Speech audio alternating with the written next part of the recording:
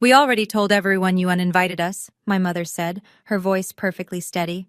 Don't make us look like liars, Wendy. That was 6 weeks before my wedding.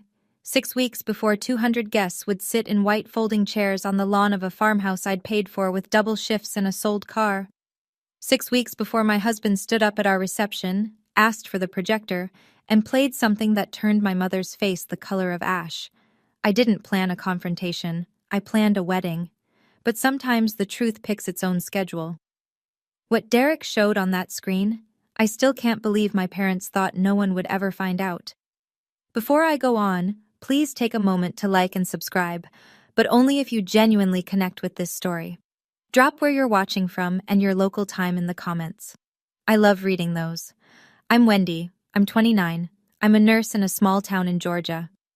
Now let me take you back to March, the night Derek proposed, and everything started to unravel. Derek asked me on the porch of his mother's farmhouse, one knee, a ring he'd saved 11 months for, fireflies blinking across the pasture like tiny witnesses. I said yes before he finished the sentence. I called my parents 20 minutes later. My hands were still shaking.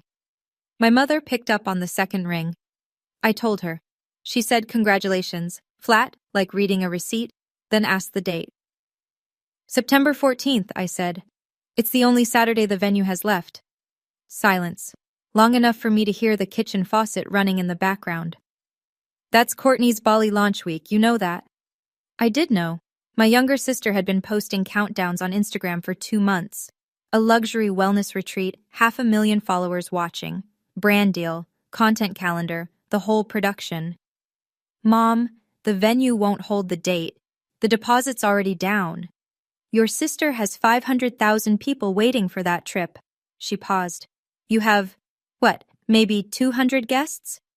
I wish I could tell you that surprised me. It didn't. When I graduated nursing school, my parents arrived 45 minutes late because they were driving Courtney to a casting call in Atlanta.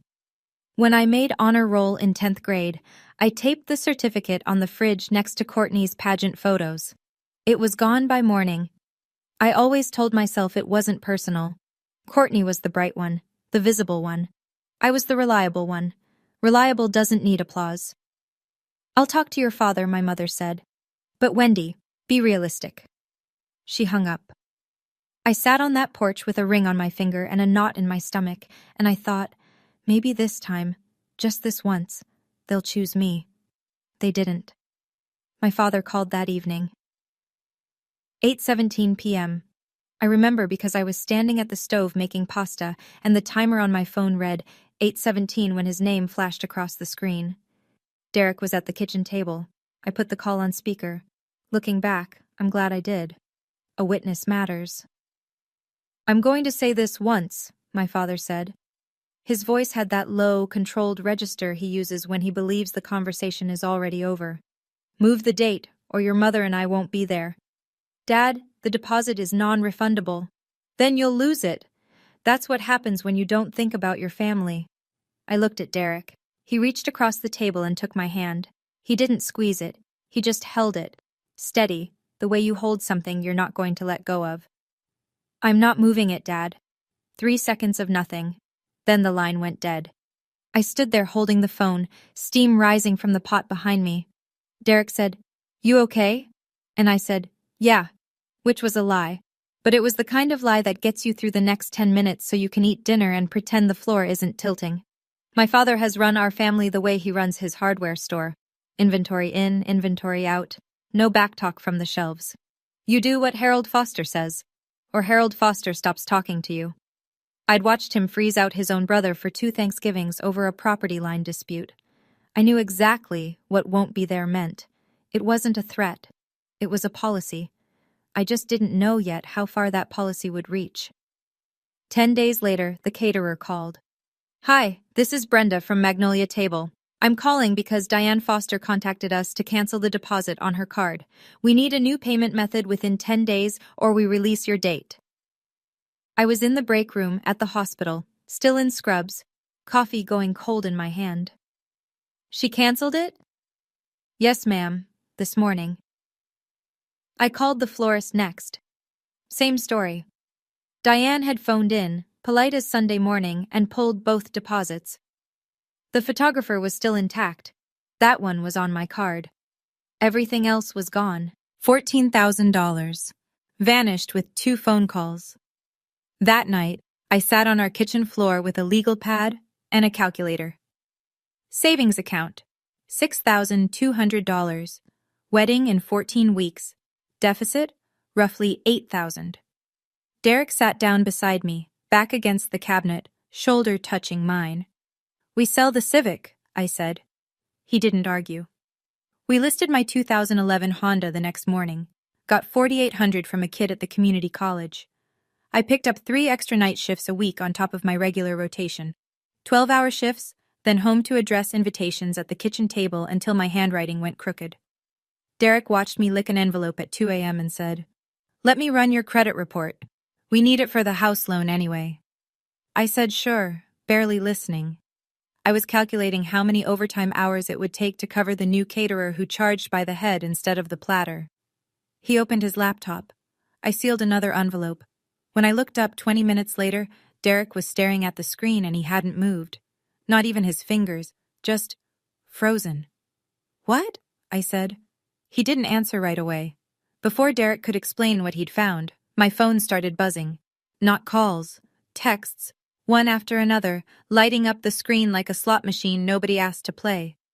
"Aunt Carol, heard you told your parents not to come? That's cold, Wendy." "Uncle Gene, your mom is heartbroken. Call her." A cousin I hadn't spoken to since Thanksgiving. "Family is forever. Don't do this." I scrolled through 11 messages in 4 minutes. Every single one carried the same story. That I had uninvited my own parents from my wedding. That I was being cruel. That Diane was devastated. I called Aunt Patty.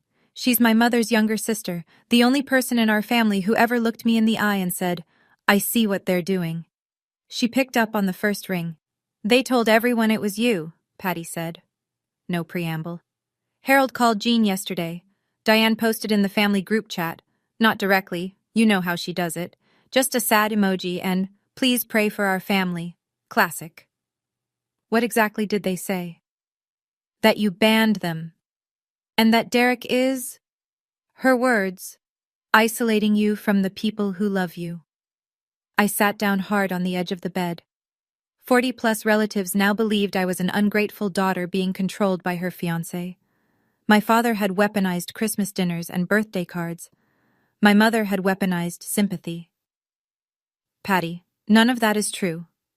I know who you are, sweetheart. I'll be at that wedding."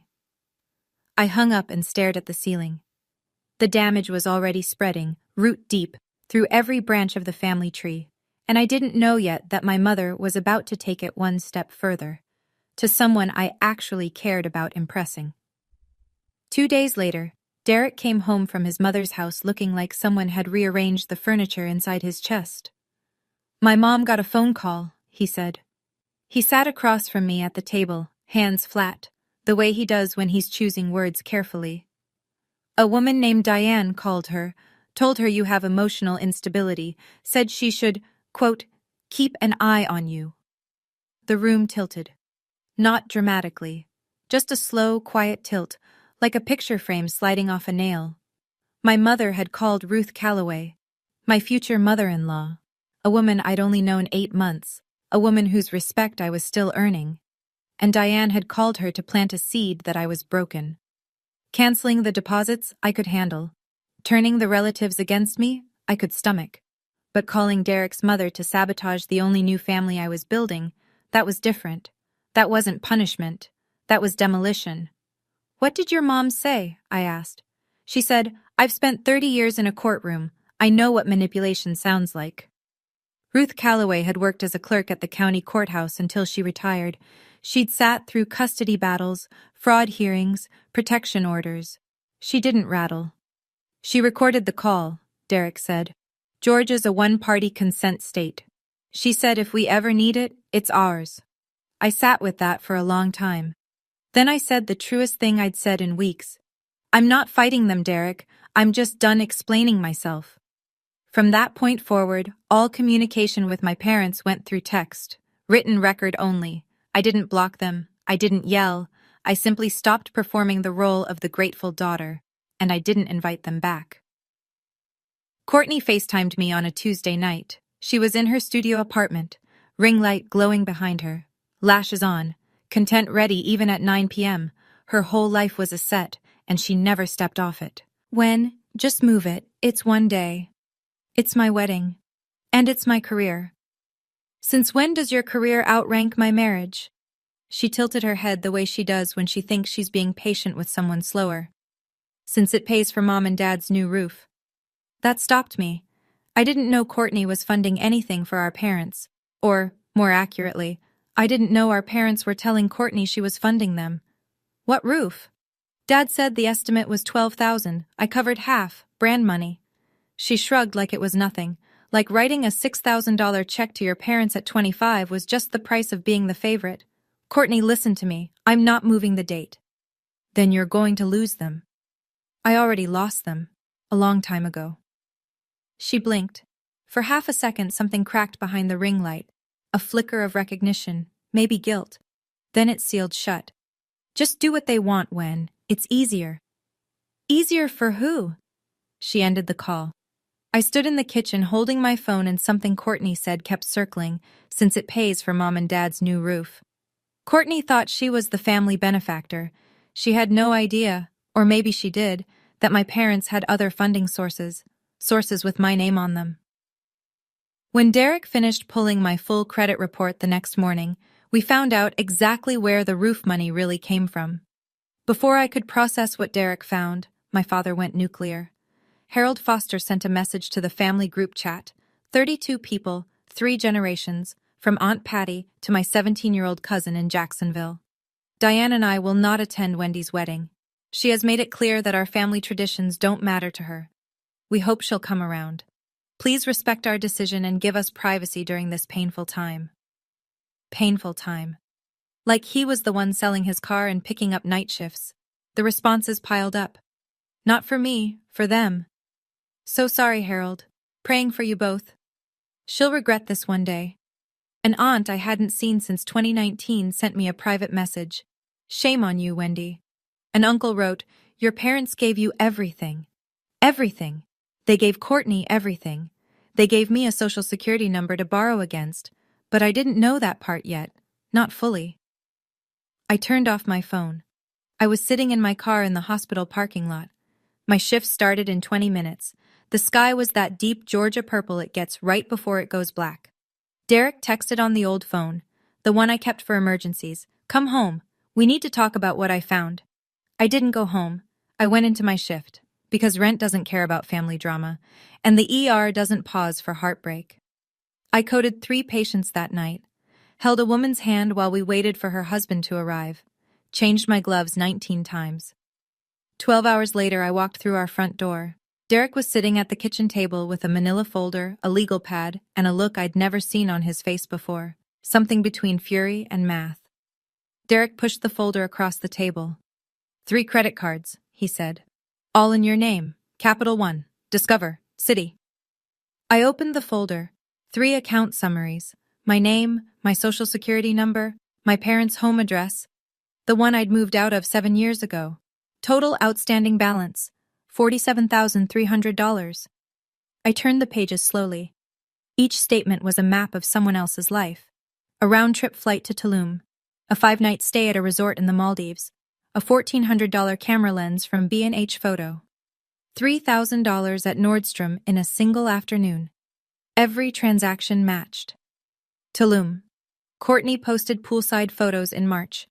The Maldives, her most liked reel ever in November. The camera lens, she'd unboxed it on her story with the caption investing in my craft. They opened the first one when you were 19, Derek said. He'd already cross-referenced the dates. Same day you signed the paperwork for your nursing school loan. Your dad co-signed that loan. He had every piece of information he needed. I stared at the paper. My father had taken the documents I handed him in trust. My social security card, my proof of enrollment, my signature on a student loan application, and used them to open a credit line in my name. Then he did it again. And again. That's my parents, I said. It came out quiet. Not disbelief. Recognition. The slow, sick click of something finally making sense. Derek's jaw was tight. Wendy, that's a federal crime. I didn't answer. I just kept looking at the numbers. $47,000 of debt I'd never spent a cent of, sitting on my credit like a bruise I couldn't see. My parents hadn't just boycotted my wedding, they'd been borrowing against my future for 10 years. The next evening, Ruth Calloway came to our house. She didn't bring casserole or small talk, she brought her phone and a Ziploc bag with a USB drive inside it, because Ruth Calloway is the kind of woman who backs things up. I saved the recording, she said, settling into the chair at our kitchen table like she'd done this 100 times at the courthouse. The full call, 4 minutes, 37 seconds. She pressed play. My mother's voice filled the kitchen. Warm, concerned, perfectly constructed. The voice she uses at church potlucks and PTA meetings. The voice that makes people lean in and believe her. Wendy has always been difficult. Derek seems like a good man, but I worry he doesn't see it yet. She pushes people away. I just want someone in his life to watch for signs. Signs. Like I was a forecast, something to prepare for and protect against. Ruth stopped the recording. She called me to plant a seed that my future daughter-in-law is unstable. I've sat in courtrooms for 30 years. I know what manipulation sounds like. Derek's hand found mine under the table. Can I have a copy? I said. Ruth slid the USB across the table. Already on it. I didn't cry. I wanted to.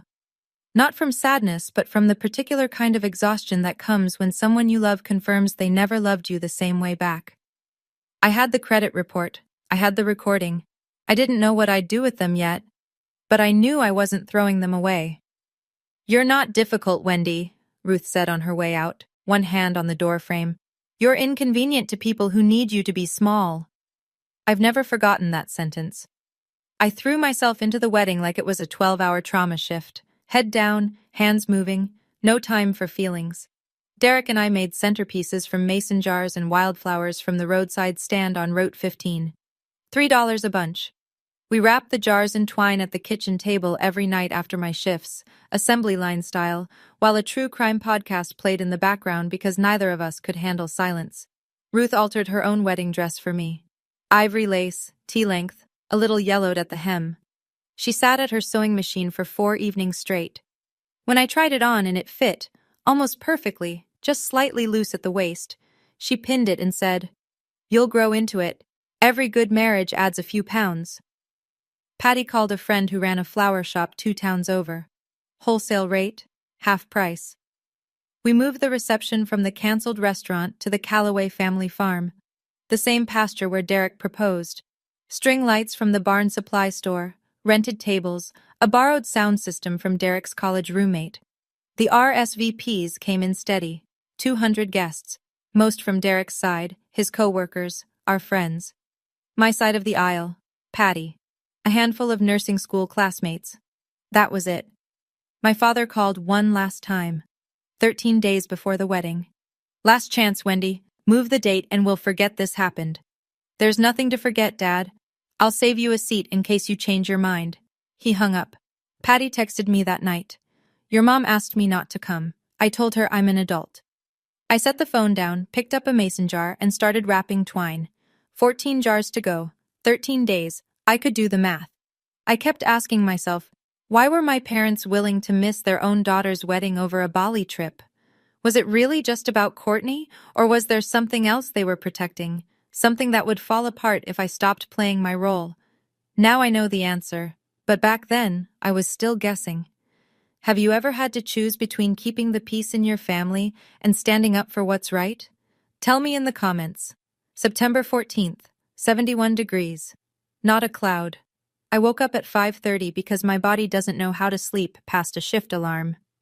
The farmhouse was already lit gold. Ruth had been up since 4 arranging chairs on the lawn. I checked my phone. No messages from Harold, none from Diane, nothing from Courtney. Just a text from Patty. On my way, wearing waterproof mascara, no promises. I put on the dress in the upstairs bedroom that used to be Derek's when he was a kid. There were still model airplanes on the shelf. The lace sat cool against my skin. Ruth's stitches held perfect. Patty arrived at 9. She walked in, saw me, and her eyes went red instantly. She pressed both hands over her mouth. "I'm sorry they're not here," she whispered. "Don't be. You're here." She hugged me so tight the lace creaked. At 10 o'clock, the ceremony started. 200 people in white folding chairs on a sloped green pasture, wildflower centerpieces lining the aisle, the Callaway barn behind us like a cathedral with a tin roof. There was no one to walk me down the aisle. No father of the bride, no arm to hold. So I walked alone. I've walked into trauma bays with blood on the floor. I've told families their person didn't make it. I've held my composure through things that would flatten most people. But walking down that aisle by myself, 200 faces turning toward me, knowing my own parents chose a content calendar over this moment, that was the longest 60 feet of my life. Derek stood at the end. His eyes were wet. His hands were steady. I reached him. He took my hand. And I didn't look back. The ceremony was beautiful. I need to say that. Because what came after was loud, and the quiet parts deserve to be remembered too. Derek's best man read a passage. Patty held the rings. The officiant, a retired pastor from Ruth's church, spoke about choosing people who choose you back, and I watched 4 women in the second row reach for tissues at the same time. But I could hear the whispers. During the vows, during the pauses between words, little currents running through the crowd. "Where are her parents?" I heard she kicked them out. That's not what Diane told me. My co-worker Linda, head nurse, 23 years on the floor, afraid of absolutely nothing, leaned in during the ring exchange and squeezed my elbow. "Don't listen. You're radiant." I held it together, through the vows, through the kiss, through the applause. I held it together when Derek said, "I choose you, not because no one else would, because no one else could." I held it together when 200 people stood up and clapped and the sun broke wide open across the pasture like God was showing off. I held it together. The ceremony ended. People hugged us. Someone's kid threw wildflowers that stuck in my hair. Derek's college roommate started the music, a playlist he'd made the night before, half country, half Motown, completely wrong and completely right. We moved to the reception area. Long wood tables under the string lights, catered barbecue from a place in Macon that owed Derek a favor, mason jar centerpieces catching the late afternoon glow. 200 guests, paper napkins, real love. The ceremony was perfect. The reception was where everything changed. I saw the headlights first, a silver Buick rolling slow up the gravel drive. Deliberate. The way you'd pull into a stage entrance if you wanted the audience to notice. My father stepped out in a charcoal vest and pressed slacks. My mother followed in a floral dress and fresh lipstick, camera ready, the way she always is when she knows people are watching. Diane spotted me across the lawn and her face broke into a wide, trembling smile. She walked straight toward me, arms open, voice pitched to Carrie. "Oh, sweetheart, we couldn't miss our baby's big day." She hugged me before I could move. Her perfume hit my nose. The same Estee Lauder she's worn since I was 12, and for one terrible second, my body almost softened into it. Harold shook Derek's hand with both of his. "Welcome to the family, son." Loud, warm, performed for the 8 nearest tables. People clapped. Someone at table 4 said, "See? They came after all." A woman I didn't recognize dabbed her eyes. The prodigal parents, returning just in time. What a beautiful story. I stood frozen. My bouquet hand had gone white knuckle around the stems. I looked at Derek. He met my eyes. His jaw was set, but his gaze was calm. The same look he gets when he's finished a spreadsheet and the numbers finally make sense. He gave me the smallest nod, almost imperceptible, the kind of nod that means, I know, and I'm ready. Because here's the thing my parents didn't account for. They showed up expecting to rewrite the ending. Smiling, hugging, performing. They thought they'd won. They had no idea Derek had brought a projector. The toasts started at golden hour. Derek's best man went first. Funny, short, a story about a fishing trip that got the crowd laughing. Then Ruth said a few words about the kind of woman she'd always hoped her son would find. She looked right at me when she said it, and I almost broke. Then Derek stood up. He'd kept his jacket off all night, sleeves rolled to the elbows. He looked relaxed, but I knew better. I'd seen him prep for bank audits with less tension in his shoulders. He took the microphone from the best man and smiled at the crowd. I want to thank everyone for being here, especially the people who showed up when it wasn't easy. A murmur. A few people glanced at Harold and Diane, who were seated at a table near the back. Diane with her ankles crossed, Harold with one arm draped over his chair, both of them wearing the satisfied expressions of parents who'd made a grand entrance. I also want to talk about honesty, Derek said, because Wendy deserves that. The murmur shifted. Glasses stopped clinking. Some of you received messages saying Wendy uninvited her parents tonight. That's not what happened. Diane's smile flickered. Harold and Diane chose to boycott this wedding. Their word was teach her humility, because Wendy refused to move our date for Courtney's Bali trip. Whispers, quick ones, the kind that moved through a room like wind through tall grass.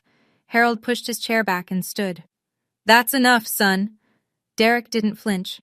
I'm not your son, Harold, and I'm not done. 200 people went still. The music had stopped. Even the cicadas seemed to pause. Diane reached for Harold's arm. He shook her off. Derek set his phone on the table next to the Bluetooth speaker. 6 weeks ago, Diane called my mother. She told her that Wendy is emotionally unstable, that she pushes people away, that someone in my family should watch for signs. He looked at Diane. She had gone very still, the way a deer freezes in headlights right before it decides which way to run. My mother recorded the call. He pressed play. My mother's voice came through the speaker, clear as a church bell and twice as cold. Wendy has always been difficult. Derek seems like a good man, but I worry he doesn't see it yet. She pushes people away. I just want someone in his life to watch for signs. 200 people heard it. Every word. In my mother's own careful, concerned, rehearsed tone, the one that sounds like love, if you don't know what love actually sounds like. Diane shot to her feet. That's taken out of context. Ruth Calloway stood up from table 1, 63 years old, steel gray hair pinned back, reading glasses on a chain around her neck. She didn't raise her voice. She never has to. I played the entire recording for my pastor, Ruth said. He said the same thing I did. It's manipulation. The crowd wasn't whispering anymore. They were silent. The kind of silence that has weight. Patty was crying at her seat, one hand pressed flat against the table, the other covering her mouth. She'd known her sister was cruel. She hadn't known the depth. Harold grabbed Diane's elbow. We're leaving. Derek held the microphone steady. You can leave. But there's one more thing your family needs to hear.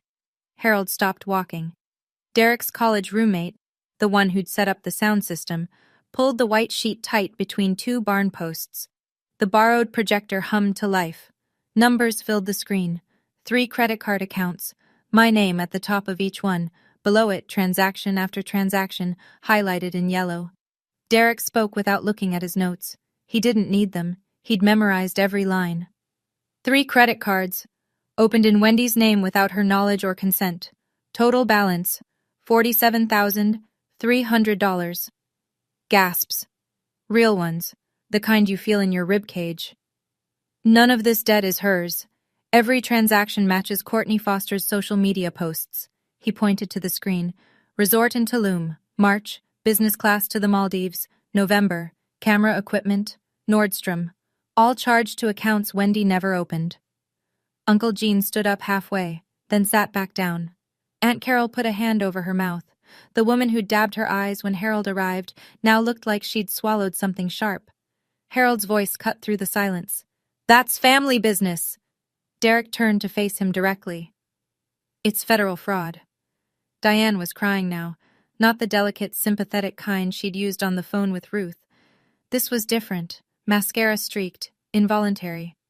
Harold grabbed Diane's arm and pulled her toward the gravel drive. The aunt who'd texted me, shame on you, Carol, stood up and followed them, but not to comfort. Harold, she said, is this true? He didn't answer. He didn't look back. The Buick doors slammed, the engine turned, gravel popped under the tires as they pulled away. I stood next to Derek, my hand on his arm, and said the only thing that mattered. I didn't plan this, but I'm done being the version of me that makes their lies easier to believe. We danced after they left. Derek took my hand, and we danced on the grass in borrowed string lights, while 200 people who now knew the truth clapped and cheered, and someone turned the Motown back on. I'm not a good dancer, neither is Derek. We swayed and stepped on each other's feet and laughed, and for 5 minutes the night belonged to us the way it was supposed to from the beginning. The next morning it was Monday, and Monday meant paperwork. I filed an identity theft report with the FTC. Derek drove me to the county sheriff's office, where I filed a second report, local jurisdiction, paper trail, case number. A deputy with kind eyes and a notepad took my statement for 40 minutes. I called all 3 credit card companies, froze the accounts, initiated formal disputes. Derek walked me through each one. He does this for clients at the bank, untangling credit messes, verifying signatures. This time the client was his wife. Every card had been opened when I was under 21. None carried my signature. I changed my social security suffix, closed every account that still listed my parents' address, set up fraud alerts with all 3 bureaus. I did not call Harold. I did not text Diane. I did not explain, justify, or apologize. I didn't file the report to punish them, I told Derek that night. We were on the porch, drinking sweet tea, cicadas screaming in the dark. I filed it because $47,000 of debt wasn't mine. He nodded. And because if I didn't, they'd do it again. Maybe not to me. Maybe to Courtney's kids someday. He reached over and took my hand. We sat there until the tea was warm and the stars were out. Silence never felt so clean. Courtney called from Bali 3 days later. I was folding laundry. Her name flashed on the screen and I almost didn't answer. But something made me pick up. Maybe curiosity. Maybe the part of me that still remembered braiding her hair when she was 6. The Discover card got declined at the hotel, she said. Her voice was thin. No ring-light confidence, just panic. What did you do? I froze my accounts. My name, my credit, my decision. You're ruining everything. I have a brand deal. The resort is part of the content package. I need that card for 3 more days. Fund it yourself. You're 25. Silence. Then a sound I hadn't heard from Courtney in years. A real sob. Not the kind she performs for stories. She hung up. I set the phone on the dresser and went back to folding towels. Over the next week, the fallout hit Courtney's feed like weather. The luxury Bali content just stopped. No more infinity pool shots. No more rooftop cocktails at sunset. She posted a photo from a budget hostel with the caption, "Keeping it real," and her followers noticed. Comments started blooming under her posts. Didn't your sister just get married? Heard your parents weren't there? T? Why did you skip your own sister's wedding for a vacation? Girl, the math isn't mathing. Courtney didn't respond to any of them. She privated her account for 2 days, then came back with a generic boundaries post that everyone saw right through. I watched from a distance. I didn't feel triumphant. I felt the way you feel when you watch a building you used to live in get condemned. Relief and grief, tangled up so tight you can't separate them. Diane called twice. I sent both to voicemail. The family rearranged itself in the weeks that followed. Slowly. The way tectonic plates shift, invisible at first, then suddenly everything's in a different place. Uncle Gene called me on a Wednesday evening. Gene is Harold's older brother. 64, retired electrician, never missed a foster family reunion in his life. He'd been one of the first to text me. Your parents gave you everything. I owe you an apology, he said. No preamble, no small talk. I believed your dad. I shouldn't have. Thank you, Uncle Gene. He's my brother, and I love him, but what I saw on that screen, I can't unsee it. Aunt Carol, the one who texted shame on you, mailed me a card. Inside, a handwritten note and $200 cash. For your new start. I'm sorry I didn't ask your side first. The family group chat reorganized. Gene removed Harold and Diane himself. 30 people watched it happen in real time. His message was short. Until you explain the credit cards, I don't think you should be here. No one objected. At church on Sunday, Ruth told me the pastor's sermon had been about honesty within families. She said Harold and Diane were not in attendance. They hadn't been for 3 weeks running. In a small town in Georgia, 3 missed Sundays is a statement. People notice. People talk. The Fosters, who had built their reputation on being pillars, on Diane's deviled eggs at every potluck and Harold's handshake at every fundraiser, were suddenly absent. And in a place where absence speaks louder than words, the silence around them grew thick. I didn't orchestrate any of it. The truth did the work. I just stopped covering for them. The brand deal collapsed on day 11. Courtney's Bali sponsor, a wellness supplement company, pulled the $30,000 contract after their PR team found the comment section. Someone had screenshot the projector image from the wedding. A guest had posted a shaky phone video on their private Facebook. Small towns are leaky that way. And it had made its way into a Reddit thread about family drama. 40,000 followers unfollowed Courtney in 2 weeks. Her engagement rate cratered. The algorithm, which had once handed her reach like candy, now buried her posts beneath cooking tutorials and cat videos. She flew home from Bali early, economy seat, middle row. I know because Patty saw the flight itinerary. Courtney texted Diane begging for a pickup at Hartsfield. Back home, reality set in. Every credit card Courtney had been using, for flights, hotels, content equipment, the daily seamless order that fueled her lifestyle, was in my name. All frozen, all disputed. She had no personal savings, no backup card. Her checking account held $1,100. I didn't celebrate. There's no satisfaction in watching your little sister Google how to open a bank account at 25. That's not a win. That's the receipt for a decade of someone else's parenting failure. Harold and Diane couldn't help her either. Without the cards in my name, their cash flow tightened overnight. The new roof Courtney had supposedly funded? Never happened. The money had gone to Courtney's expenses, funneled through accounts bearing my name, laundered through the fiction that it was family money being shared. The math was simple once you stripped the performance away. My parents had been running their younger daughter's lifestyle on their older daughter's credit. And now the credit was gone. Courtney called one more time, a Thursday, late, almost 11 p.m. Her voice was different, stripped down, no affect, no performance, no strategy, just tired. I knew about the cards, she said. I sat on the edge of the bed. Derek was already asleep. I didn't wake him. Not all of them, she continued. But the first one, the capital one. I was there when Dad opened it. I was 15. He said it was for emergencies. I asked whose name it was in, and he said yours, and I asked why, and he said, because Wendy doesn't need the credit right now. I thought that was normal. It wasn't normal, Courtney. I know that now. We sat in the silence for a long time. Not the hostile kind. The kind that happens when two people are standing in the same wreckage and neither knows where to step. I'm not calling to ask you to drop the report, she said. I know you won't. I'm calling because... I don't know. Because you're my sister and I used your name to pay for a life I didn't earn, and I don't know how to sit with that. I closed my eyes. I'm not ready to forgive you, I said. Maybe someday, but not today. I get it. She hung up. No drama, no tears, just a click and then nothing. I sat on that bed for a long time after, and then I cried.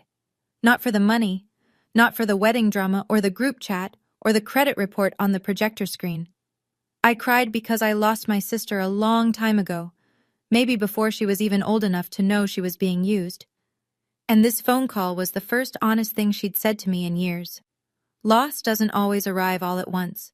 Sometimes it shows up dressed like a family. I keep wondering, if Courtney had told me the truth sooner, would things be different? Or did my parents build a system where both of us were trapped, just in different cages? Courtney got the golden one, I got the invisible one, but we were both locked in. What do you think? Does Courtney deserve a second chance? Or does knowing at 15 and staying silent for 10 years make her just as responsible? Tell me in the comments. 3 months after the wedding, a letter arrived. Handwritten. My father's blocky print on the envelope. No return address, but I'd know that handwriting from across a parking lot. It's the same hand that labeled every shelf in his hardware store. Wendy, you're still our daughter. This has gone far enough. 11 words. No mention of the credit cards, no acknowledgement, no apology, just a command dressed up as affection. Diane texted a week later, "Can we have Christmas together? For family?" The same phrasing she'd used in the group chat, the same packaging. Wrap the request in family and hope no one notices it's actually an instruction.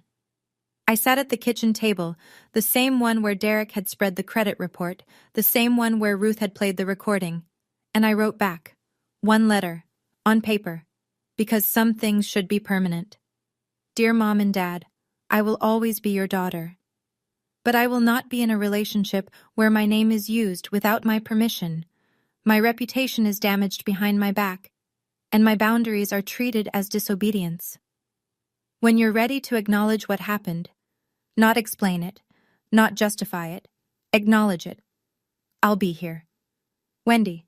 I sealed it, stamped it, drove to the post office myself. No response came. Not that week. Not that month. I won't pretend that didn't hurt. It did. Every holiday that passed without a call landed like a small stone in a jar I keep somewhere behind my ribs. But the jar doesn't overflow anymore, because I stopped adding my own stones to it. The guilt, the self-doubt, the voice that used to whisper, maybe you should have just moved the date. I don't need an apology to move on, but I need honesty to stay.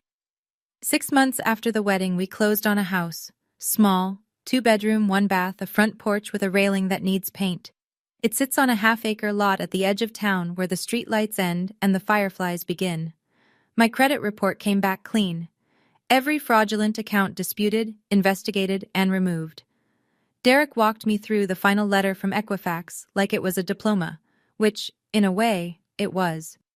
Proof that my name belongs to me again. Ruth brought a rose bush the day we moved in. Pink climbers. She planted it by the front steps and said, "Every house needs something alive that comes back every year." Patty comes for dinner every Sunday now. She brings cornbread, Diane's recipe, which she learned first and makes better. We sit at our second-hand table, the 4 of us, me, Derek, Ruth, Patty, and we talk about everything and nothing, and nobody performs, and nobody keeps score. I still work nights. I still wear scrubs that smell like hand sanitizer in other people's emergencies. I chose this job because I wanted to help people on their worst days. Turns out, I needed to learn how to show up for myself on mine. I didn't get the family I was born into. I got the family I built. And every single person at that Sunday table chose to be there. The hardest boundary I ever set was a 6-word sentence. "I'm not moving the date, Dad." And it changed everything. If you're waiting for permission to protect yourself, from anyone, including the people who raised you, consider this your sign. You don't owe anyone your peace, not even family. Especially not family who borrows against your future and calls it love. That's my story. I know it's heavy, and I know some of you are sitting with your own version of it right now. A parent who controls, a sibling who takes, a family that asks you to shrink so someone else can shine. If this video made you feel seen, or angry, or a little lighter, that's exactly why I shared it. Hit subscribe if you want more stories like this, and check the description below. There's another story about a woman whose family tried to sell her house while she was deployed overseas. It's unbelievable. Thank you for staying until the end. I'll see you in the next one.